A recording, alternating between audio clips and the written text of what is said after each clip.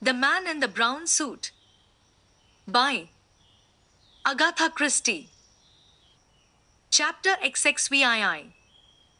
Extract from the Diary of Sir Eustace Pedlar. As I remarked once before, I am essentially a man of peace. I yearn for a quiet life, and that's just the one thing I don't seem able to have. I am always in the middle of storms and alarms. The relief of getting away from Paget with his incessant nosing out of intrigues was enormous, and Miss Pettigrew is certainly a useful creature. Although there is nothing of the hoary about her, one or two of her accomplishments are invaluable. It is true that I had a touch of liver at Bulawayo and behaved like a bear in consequence, but I had had a disturbed night in the train. At 3 a.m., an exquisitely dressed young man looking like a musical comedy hero of the Wild West entered my compartment and asked where I was going. Disregarding my first murmur of tea, and for God's sake don't put sugar in it, he repeated his question, laying stress on the fact that he was not a waiter but an immigration officer. I finally succeeded in satisfying him that I was suffering from no infectious disease, that I was visiting Rhodesia from the purest of motives, and further gratified him with my full Christian names and my place of birth. I then endeavored to snatch a little sleep, but some officious as aroused me at 5.30 with a cup of liquid sugar, which he called tea. I don't think I threw it at him, but I know that that was what I wanted to do. He brought me unsugared tea, stone cold, at 6, and I then fell asleep utterly exhausted, to awaken just outside Bulawayo and be landed with a beastly wooden giraffe, all legs and neck. But for these small contretemps, all had been going smoothly. And then fresh calamity befell. It was the night of our arrival at the falls. I was dictating to Miss Pettigrew in my sitting room, when suddenly Mrs. Blair burst in without a word of excuse and wearing most compromising attire. "Where's Anne?" she cried. A nice question to ask. As though I were responsible for the girl. What did she expect Miss Pettigrew to think? That I was in the habit of producing and Bedingfeld from my pocket at midnight or thereabouts. Very compromising for a man in my position. "I presume," I said coldly, "that she is in her bed." I cleared my throat and glanced at Miss Pettigrew, to show that I was ready to resume dictating. I hoped Mrs. Blair would take the hint. She did nothing of the kind. Instead, she sunk into a chair and waved a slippered foot in an agitated manner. "She's not in her room. I've been there. I had a dream, a terrible dream, that she was in some awful danger, and I got up and went to her room, just to reassure myself, you know. She wasn't there and her bed hadn't been slept in." She looked at me appealingly. "What shall I do, Sir Eustace?" Repressing the desire to reply, "Go to bed, and don't worry over nothing.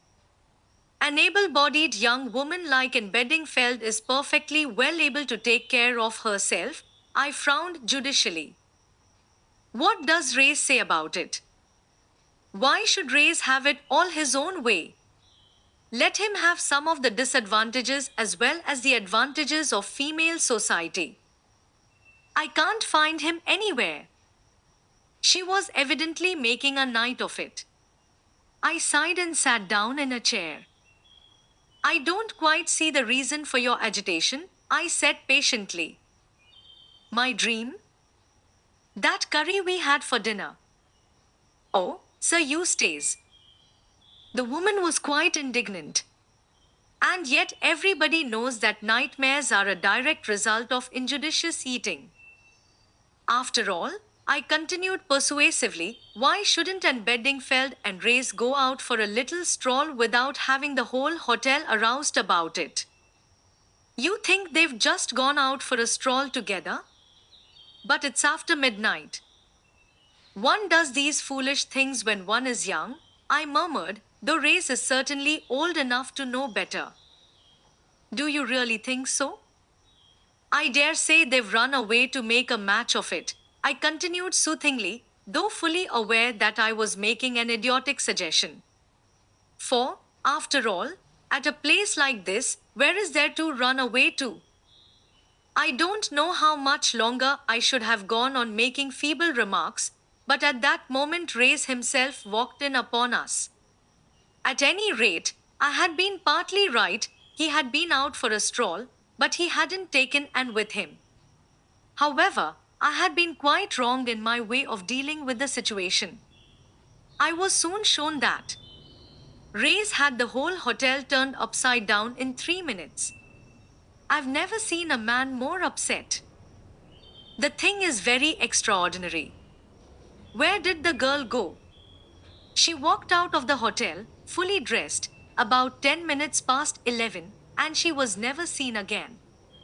The idea of suicide seems impossible.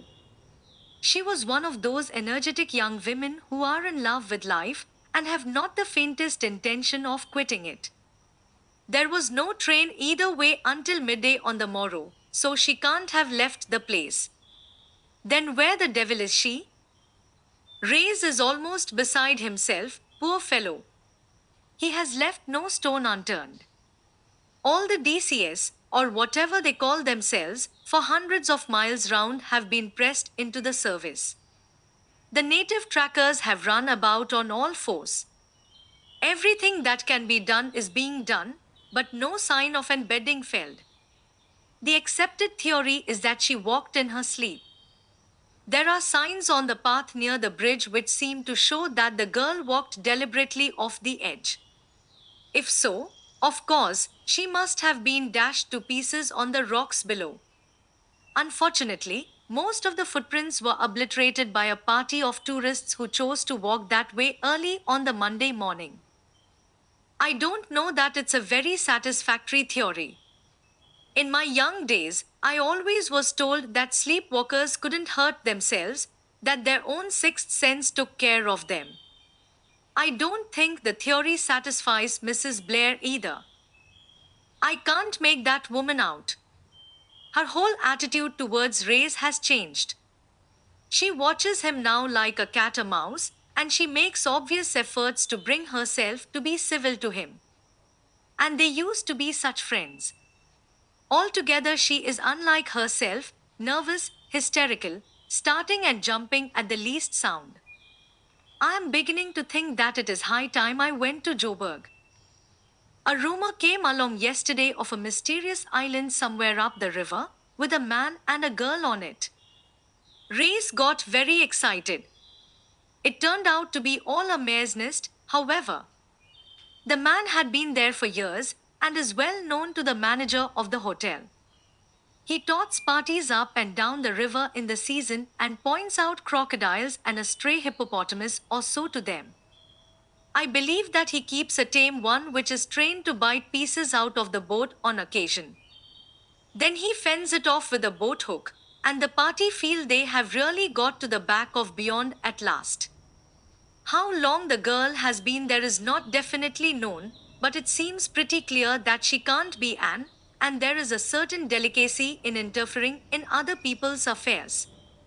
If I were this young fellow, I should certainly kick Reyes off the island if he came asking questions about my love affairs. Later. It is definitely settled that I go to Joburg tomorrow. Reyes urges me to do so.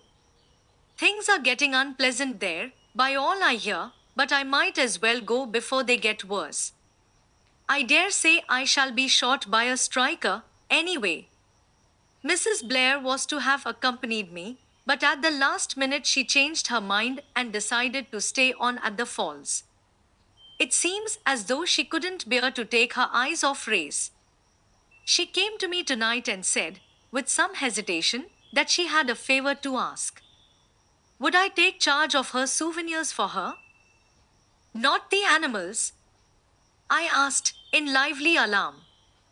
I always felt that I should get stuck with those beastly animals sooner or later. In the end, we effected a compromise. I took charge of two small wooden boxes for her, which contained fragile articles.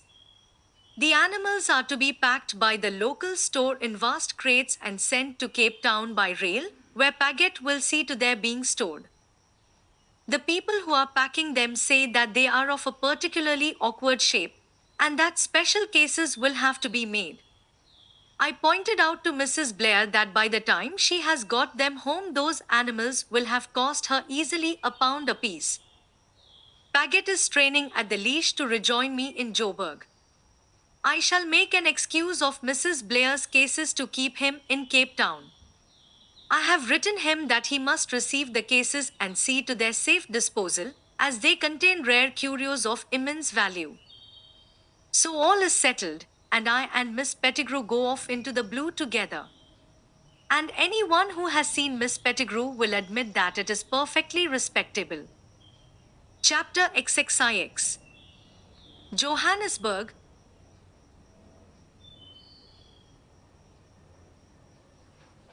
There is something about the state of things here that is not at all healthy.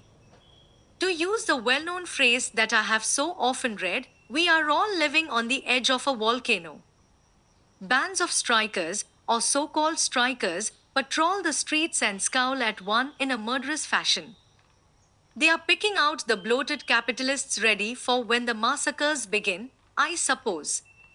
You can't ride in a taxi. If you do, strikers pull you out again. And the hotels hint pleasantly that when the food gives out, they will fling you out on the mat.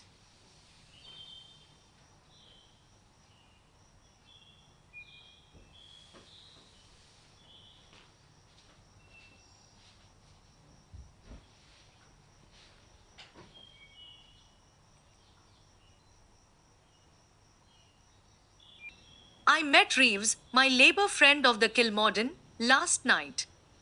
He has cold feet worse than any man I ever saw. He's like all the rest of these people, they make inflammatory speeches of enormous length, solely for political purposes, and then wish they hadn't. He's busy now going about and saying he didn't really do it. When I met him, he was just off to Cape Town, where he meditates making a 3 days speech in Dutch, vindicating himself, and pointing out that the things he said really meant something entirely different. I am thankful that I do not have to sit in the Legislative Assembly of South Africa. The House of Commons is bad enough, but at least we have only one language and some slight restriction as to length of speeches. When I went to the assembly before leaving Cape Town, I listened to a grey-haired gentleman with a drooping moustache who looked exactly like the mock turtle in Alice in Wonderland. He dropped out his words one by one in a particularly melancholy fashion. Every now and then he galvanized himself to further efforts by ejaculating something that sounded like plat skeet, uttered fortissimo and in marked contrast to the rest of his delivery. When he did this, half his audience yelled woof, woof, which is possibly Dutch for here, and the other half woke up with a start from the pleasant nap they had been having. I was given to understand that the gentleman had been speaking for at least 3 days. They must have a lot of patience in South Africa. I have invented endless jobs to keep Paget in Cape Town, but at last the fertility of my imagination has given out, and he joins me tomorrow in the spirit of the faithful dog who comes to die by his master's side. And I was getting on so well with my reminiscences too. I had invented some extraordinarily witty things that the strike leaders said to me, and I said to the strike leaders. This morning I was interviewed by a government official. He was urbane, persuasive, and mysterious in turn. To begin with, he alluded to my exalted position and importance and suggested that I should remove myself, or be removed by him, to Pretoria. You expect trouble, then? I asked. His reply was so worded as to have no meaning whatsoever, so I gathered that they were expecting serious trouble. I suggested to him that his government were letting things go rather far. There is such a thing as giving a man enough rope and letting him hang himself, Sir Eustace. Oh, Quite so, quite so. It is not the strikers themselves who are causing the trouble. There is some organization at work behind them. Arms and explosives have been pouring in, and we have made a haul of certain documents which throw a good deal of light on the methods adopted to import them. There is a regular code. Potatoes mean detonators, cauliflower, rifles, other vegetables stand for various explosives. That's very interesting, I commended. More than that, Sir Eustace, we have every reason to believe that the man who runs the whole show, the directing genius of the affair, is at this minute in Johannesburg. He stared at me so hard that I began to fear that he suspected me of being the man. I broke out into a cold perspiration at the thought, and began to regret that I had ever conceived the idea of inspecting a miniature revolution at first hand.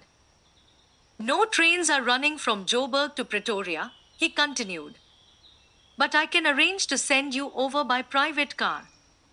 In case you should be stopped on the way, I can provide you with two separate passes, one issued by the Union government and the other stating that you are an English visitor who has nothing whatsoever to do with the Union.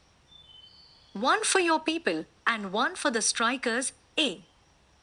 Exactly. The project did not appeal to me. I know what happens in a case of that kind. You get flustered and mix the things up. I should hand the wrong pass to the wrong person, and it would end in my being summarily shot by a bloodthirsty rebel, or one of the supporters of law and order whom I notice guarding the streets wearing bowler hats and smoking pipes, with rifles tucked carelessly under their arms. Besides, what should I do with myself in Pretoria? Admire the architecture of the Union buildings and listen to the echoes of the shooting round Johannesburg? I should be penned up there God knows how long. They've blown up the railway line already, I hear. It isn't even as if one could get a drink there. They put the place under martial law 2 days ago. My dear fellow, I said, you don't seem to realize that I'm studying conditions on the Rand. How the devil am I going to study them from Pretoria? I appreciate your care for my safety, but don't you worry about me. I shall be all right. I warn you, Sir Eustace, that the food question is already serious. A little fasting will improve my figure, I said, with a sigh. We were interrupted by a telegram being handed to me. I read it with amazement. And is safe. Here with me at Kimberley. Suzanne Blair. I don't think I ever really believed in the annihilation of Anne. There is something peculiarly indestructible about that young woman. She is like the patent balls that one gives to terriers. She has an extraordinary knack of turning up smiling.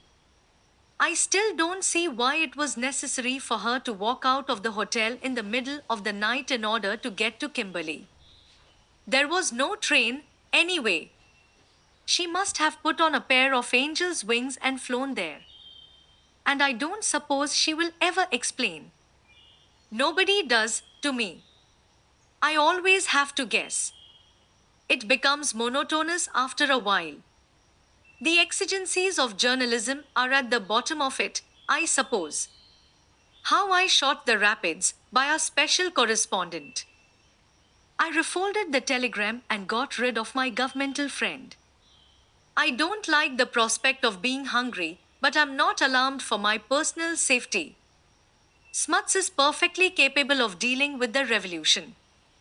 But I would give a considerable sum of money for a drink. I wonder if Paget will have the sense to bring a bottle of whiskey with him when he arrives tomorrow. I put on my hat and went out, intending to buy a few souvenirs. The curio shops in Joburg are rather pleasant. I was just studying a window full of imposing carousels when a man coming out of the shop cannoned into me. To my surprise, it turned out to be Race. I can't flatter myself that he looked pleased to see me. As a matter of fact, he looked distinctly annoyed, but I insisted on his accompanying me back to the hotel. I get tired of having no one but Miss Pettigrew to talk to. I had no idea you were in Joburg, I said chattily. When did you arrive? Last night. Where are you staying? With friends.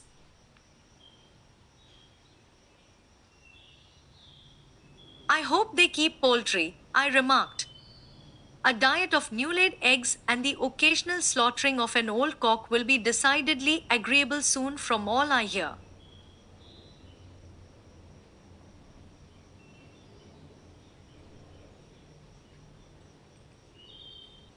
By the way, I said, when we were back in the hotel, have you heard that Miss Bedingfeld is alive and kicking? He nodded. She gave us quite a fright, I said airily. Where the devil did she go to that night? That's what I'd like to know. She was on the island all the time. Which island? Not the one with the young man on it. Yes. How very improper, I said. Paget will be quite shocked. He always did disapprove of an Bedingfeld. I suppose that was the young man she originally intended to meet in Durban? I don't think so. Don't tell me anything you don't want to, I said, by way of encouraging him. I fancy that this is a young man we should all be very glad to lay our hands on. Not, I cried, in rising excitement. He nodded. Harry Rayburn, alias Harry Lucas, that's his real name, you know. He's given us all the slip once more, but we are bound to rope him in soon. Dear me, I murmured. We don't suspect the girl of complicity in any case. On her side, it's just a love affair. I always did think Race was in love with Anne. The way he said those last words made me feel sure of it. She's gone to Beira, he continued rather hastily. Indeed, I said, staring. How do you know? She wrote to me from Bulawayo, telling me she was going home that way. The best thing she can do, poor child. Somehow, I don't fancy she is in Beira, I said meditatively. She was just starting when she wrote. I was puzzled. Somebody was clearly lying. Without stopping to reflect that Anne might have excellent reasons for her misleading statements, I gave myself up to the pleasure of scoring off Race. He is always so cocksure. I took the telegram from my pocket and handed it to him. Then how do you explain this? I asked nonchalantly. He seemed dumbfounded. She said she was just starting for Beira, he said, in a dazed voice. I know that Race is supposed to be clever. He is, in my opinion, rather a stupid man. It never seemed to occur to him that girls do not always tell the truth. Kimberly too. What are they doing there? He muttered. Yes, that surprised me. I should have thought Miss Anne would have been in the thick of it here, gathering copy for the daily budget. Kimberly, he said again. The place seemed to upset him. There's nothing to see there, the pits aren't being worked. You know what women are, I said vaguely. He shook his head and went off. I have evidently given him something to think about. No sooner had he departed than my government official reappeared. I hope you will forgive me for troubling you again, Sir Eustace, he apologized. But there are one or two questions I should like to ask you. Certainly, my dear fellow, I said cheerfully. Ask away. It concerns your secretary. I know nothing about him, I said hastily. He foisted himself upon me in London, robbed me of valuable papers, for which I shall be hauled over the coals, and disappeared like a conjuring trick at Cape Town. It's true that I was at the falls at the same time as he was, but I was at the hotel, and he was on an island. I can assure you that I never set eyes upon him the whole time that I was there. I paused for breath. You misunderstand me. It was of your other secretary that I spoke. What? Paget? I cried, in lively astonishment. He's been with me 8 years, a most trustworthy fellow. My interlocutor smiled. We are still at cross purposes. I refer to the lady. Miss Pettigrew. I exclaimed. Yes. She has been seen coming out of Augusto's native curio shop. God bless my soul. I interrupted. I was going into that place myself this afternoon.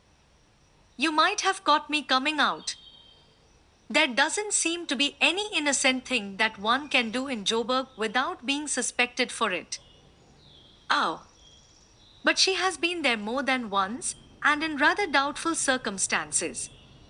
I may as well tell you, in confidence, Sir Eustace, that the place is suspected of being a well-known rendezvous used by the secret organization behind this revolution. That is why I should be glad to hear all that you can tell me about this lady. Where and how did you come to engage her? She was lent to me, I replied coldly, by your own government. He collapsed utterly. Chapter 30. Anne's narrative resumed. As soon as I got to Kimberley, I wired to Suzanne. She joined me there with the utmost dispatch, heralding her arrival with telegrams sent off en route. I was awfully surprised to find that she really was fond of me. I thought I had been just a new sensation, but she positively fell on my neck and wept when we met. When we had recovered from our emotion a little, I sat down on the bed and told her the whole story from A to Z. You always did suspect Colonel Reyes, she said thoughtfully, when I had finished. I didn't until the night you disappeared. I liked him so much all along and thought he would make such a nice husband for you. Oh, Anne, dear, don't be cross, but how do you know that this young man of yours is telling the truth? You believe every word he says. Of course I do, I cried indignantly. But what is there in him that attracts you so? I don't see that there's anything in him at all except his rather reckless good looks and his modern Shakespeare-stonage lovemaking. I poured out the vials of my wrath upon Suzanne for some minutes. Just because you're comfortably married and getting fat, you've forgotten that there's any such thing as romance, I ended. Oh, I'm not getting fat, Anne.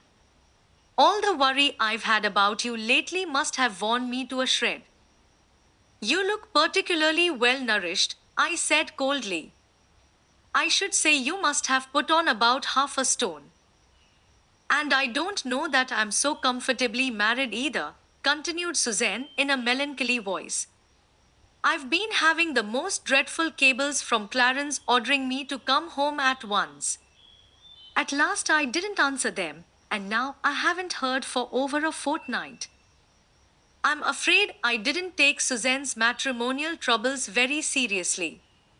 She will be able to get round Clarence all right when the time comes. I turned the conversation to the subject of the diamonds. Suzanne looked at me with a dropped jaw. I must explain, Anne. You see, as soon as I began to suspect Colonel Reyes, I was terribly upset about the diamonds. I wanted to stay on at the falls in case he might have kidnapped you somewhere close by, but didn't know what to do about the diamonds. I was afraid to keep them in my possession. Suzanne looked round her uneasily, as though she feared the walls might have ears, and then whispered vehemently in my ear. A distinctly good idea, I approved. At the time, that is. It's a bit awkward now. What did Sir Eustace do with the cases? The big ones were sent down to Cape Town. I heard from Paget before I left the falls, and he enclosed the receipt for their storage. He's leaving Cape Town today, by the by, to join Sir Eustace in Johannesburg. I see, I said thoughtfully. And the small ones, where are they? I suppose Sir Eustace has got them with him. I turned the matter over in my mind. Well, I said at last, it's awkward, but it's safe enough. We'd better do nothing for the present. Suzanne looked at me with a little smile. You don't like doing nothing, do you, Anne? Not very much, I replied honestly. The one thing I could do was to get hold of a timetable and see what time Guy Paget's train would pass through Kimberley. I found that it would arrive at 5:40 on the following afternoon and depart again at 6. I wanted to see Paget as soon as possible, and that seemed to me a good opportunity. The situation on the Rand was getting very serious, and it might be a long time before I got another chance. The only thing that livened up the day was a wire dispatched from Johannesburg. A most innocent sounding telegram.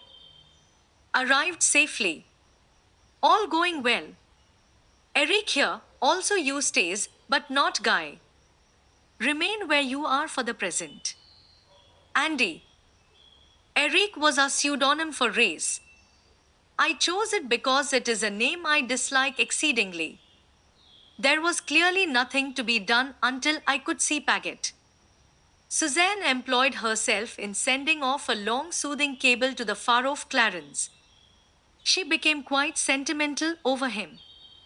In her way, which of course is quite different from me and Harry, she is really fond of Clarence. I do wish he was here, and she gulped.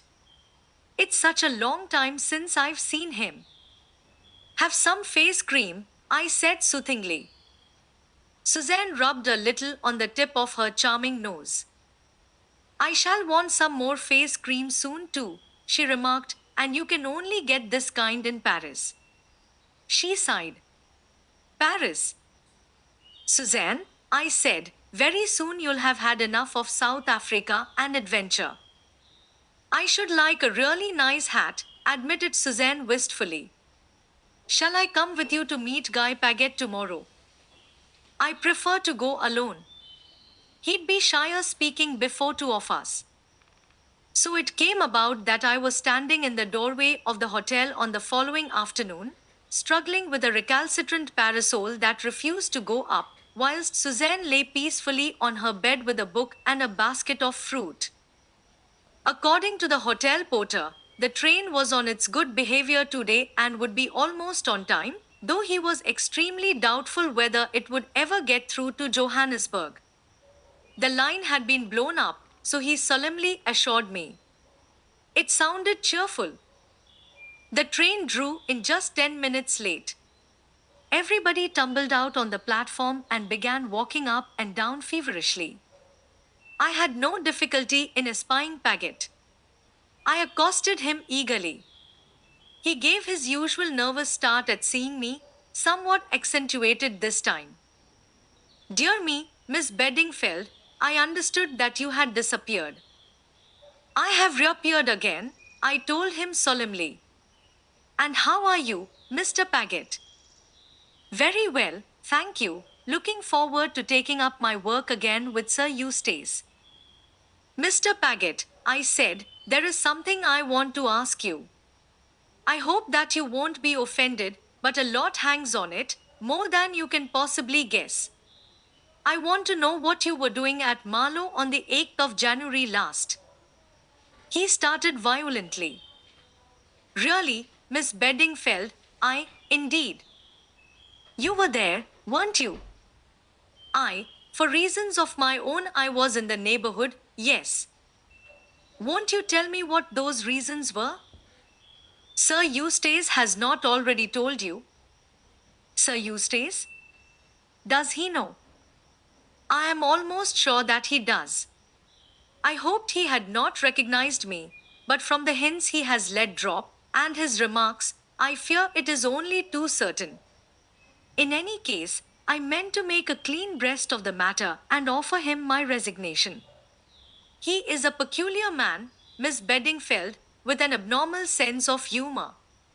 It seems to amuse him to keep me on tenterhooks.